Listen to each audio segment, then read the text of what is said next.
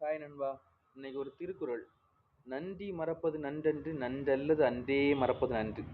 அதாவது நமக்கு ஒரு ஆள் உதவி பண்ணாங்கன்னா, அந்த உதவிய என்னைக்குமே மறந்துறாதீங்க. அந்த நன்றிய நீங்க என்னைக்குமே மறக்கக்கூடாது.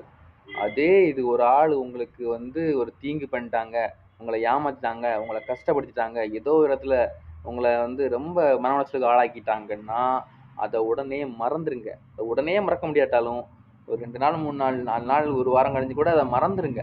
ஏன்னா, அத நீங்க மனசுல வச்சுக்கிட்டே இருந்தீங்கன்னா, அந்த ஒரு ஆள நீங்க பார்க்கும்போது, அந்த பிரஷர், அந்த கோவம், இவன் அண்ணன் நம்மளுக்கு இப்படி பண்ணிட்டானே, அந்த கோவம் உங்களையே கோவப்படுத்தும், உங்கள டென்ஷன் ஆக்கும். அவன பழி வாங்கணும்னு எண்ணம்லாம் வரும்.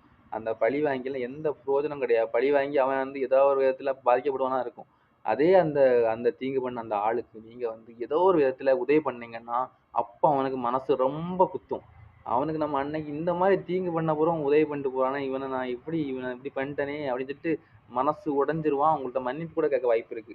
இது என்னோட கருத்து நண்பா. ஆனா உங்களோட கருத்து என்னன்னு எனக்கு தெரியல.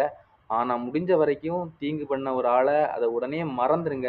ஒரு நன்றி, ஒரு ஆளு உங்களுக்கு உதவி பண்ணா அந்த நன்றிய என்னைக்குமே மறக்காதீங்க நண்பா. பாய்.